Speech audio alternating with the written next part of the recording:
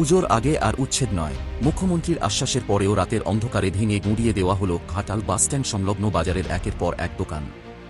স্থানীয় ব্যবসায়ীদের অভিযোগ, কোনো রকম লিখিত নোটিশ ছাড়াই গভীর রাতে প্রশাসন এসে বুলডোজার দিয়ে বাজারের সমস্ত দোকান ভেঙে দেয়। এই দোকানগুলোর ওপর নির্ভর করেই বহু পরিবার বছরের পর বছর জীবিকা নির্বাহ করে আসছিল। স্থানীয় বাসিন্দাদের বাজারের সুবিধার জন্যই এই দোকানগুলো গড়ে উঠেছিল বলে দাবি ব্যবসায়ীদের। সবচেয়ে বড় অভিযোগ, যদি আগে থেকে নোটিশ দেওয়া হতো তাহলে অন্তত দোকানের ভেতরে থাকা মালপত্র, আসবাবপত্র ও প্রয়োজনীয় জিনিসপত্র সরিয়ে নেওয়ার সুযোগ পেতেন তারা, কিন্তু সেই সুযোগও দেওয়া হয়নি। রাতের অন্ধকারে হঠাৎ অভিযান চালিয়ে মুহূর্তের মধ্যে সবকিছু ধ্বংস করে দেওয়া হয়েছে বলে অভিযোগ। ব্যবসায়ীদের প্রশ্ন, মুখ্যমন্ত্রী যখন প্রকাশ্যে বলেছিলেন পুজোর আগে আর কোনো উচ্ছেদ নয়, তাহলে সেই আশ্বাসের পরেও কেন এই উচ্ছেদ অভিযান? কার নির্দেশে এই অভিযান হলো? সরকারের কাছে তারা স্পষ্ট জবাব চাইছেন। এদিকে ক্ষুব্ধ ব্যবসায়ীরা এলাকার জনপ্রতিনিধি ও বিধায়কের ভূমিকাও প্রশ্নের মুখে তুলেছেন। তাদের অভিযোগ, বিপদের সময় কোনো জনপ্রতিনিধিকে পাশে পাননি।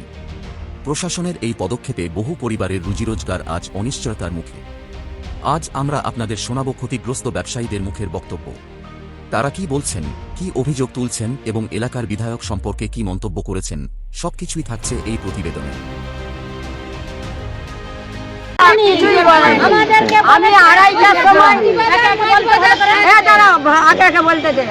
আমি আড়াইটা পর্যন্ত দোকানে রয়েছি, কোনো আওয়াজ নেই, গাড়ি টাড়ি সবাই দাঁড়িয়ে আছে। তার মধ্যে এবারে খিদে পেয়েছে, দুটো অষ্টম প্রহরে খেতে গেছি।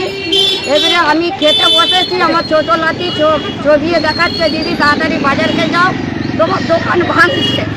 ছুটে মুটে এসছি চকুর হাতে, আমি পড়ে যেতাম আর একটু হেমন্তের ওয়েটিংটাই আর একটু মালপত্র সরাতে পেরেছিলে?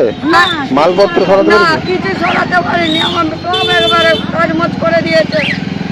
একটা কিছু আওয়াজ কিছুই দেয়নি, আমার দিকে জানতেই দেয়নি যে ভাঙবে বলে। এখন তাহলে কোথায় ব্যবসা করবে? এইটা করেছে, আপনারা আছেন এরকম বিচারটা আপনারাই করুন। 7 দিন আগে দেখলাম মাছ বাজারে 4টে নোটিশ ঝুলানো। কেন? আমরা তো রাত্রের ব্যবসায়ী নই, আমরা সকালে 10টা পর্যন্ত 11টা পর্যন্ত ব্যবসা করি। তো অফিস থেকে যদি আমাদের ভাঙাভাঙেরই নির্দেশ ছিল, তো নোটিশগুলো আমাদেরকে দিনের বেলায় ধরানো যেত। আমরা কি ভাবলাম যে তাহলে বোধহয় পার্শ্ববর্তী যে দোকানগুলো নোটিশ দিয়ে ওরা বদমাইশি করে হয়তো এই নোটিশগুলো ঝুলে দিয়ে গেছে।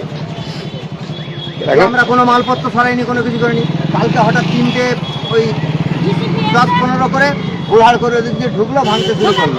দিয়ে মাছ বাজারটা ভেঙে মাঠ করে দিয়ে বলে দিয়ে চলে গেল। এদেরকে 1 ঘন্টা সময় দেওয়া হলো। সবাই তো ব্যবসা করে বাড়ি চলে গেছে, তার বাড়ি রানী চোখে, তার বাড়ি মনসুকায়, তারা এসে কি করে মালগুলো সব সরাবে? আমার বাবা চাপা পড়ে রাত্রিবেলা আইনারে বেরিয়ে আইনারে আরে সরে আইনারে তখন রাত্রিবেলা রাত্রিবেলা কি করবে? লোকের মতন বয়স আমার বাপের, কালকে চাপা হয়ে দোকান আগুনটা এসে পড়ে যেত। বাজার ভাঙা হয়েছে, যতবার রাস্তার কাজ হয়েছে আমরা ভেঙে সরে এসেছি। তাহলে আমরা কি তাদের জায়গা ছাড়িনি? ওই নোটিশ দিয়েছিল তাকে? না, ওই তো 7 দিন আগে দেখলাম। না না, যে যখন যে হিয়ারিং হয়েছিল, না না না না না কোনো নোটিশ কোনো কিছু নয়। শুধু 5-7 দিন আগে দেখলাম রাত্রিবেলা 4টে দোকানে 4টে নোটিশ ঝুলছে। তো ওইভাবে রাত্রিবেলা টাঙিয়ে দিলে আমরা কি বুঝবো? যে পাশাপাশি যে রাস্তার ধারের যে দোকানগুলোকে নোটিশ দিয়েছে তারা হয়তো বদমাইশি করে করে টাঙিয়ে দিয়েছে। আমরা তো দুপুর 12টা পর্যন্ত ব্যবসা করি ম্যাক্সিমাম, জানতেই দেয়। তার মধ্যে আমাদেরকে যদি নোটিশটা ধরে দেওয়া হতো তাহলে তো আমরা স্যাঙ্গুইন হয়ে যেতাম, না ভাঙা হচ্ছে। সাবধান হয়ে যেতাম যে হ্যাঁ আমাদের মালগুলো খাতে হবে। কোনো নোটিশ, কোনো আওয়াজ নেই। বরঞ্চ আমরা ভেতর থেকে আওয়াজ পেলাম যে এখানটা এখন আড়াইটা পর্যন্ত কোনো আওয়াজ নেই। বাজারটা থাকবে, এটা আর আমরা ভাবতে পারিনি যে আমাদের ভাঙবে বলে।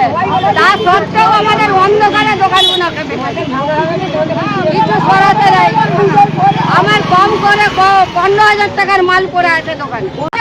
একটা কিলো আমাদের ভরসা দিল নি, তাহলে সে কি করে ভোটের কাজ করবে? 5 জনকে নিয়ে কি করে সে করবে?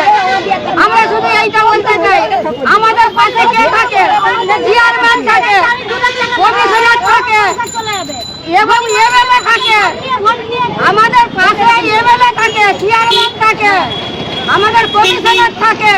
যে গরিবের পাশে আমাদের এইগুলো আমাদের ভরসা, তাছাড়া আমাদের ভরসা কিছু নেই। কিন্তু উনিরাও কোনো গুরুত্বই দেয়।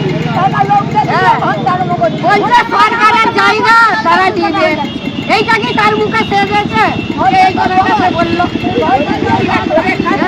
সেই ভরসাটা নিল যে ঠিক আছে দেখছি আমরা এরা এত গরিবের নষ্ট করে দিয়েছে, আমরা এইটা দেখছি। এই কথাটা না বললো, সে বললো সরকারের জায়গা নিয়ে বেরিয়ে দিয়েছে।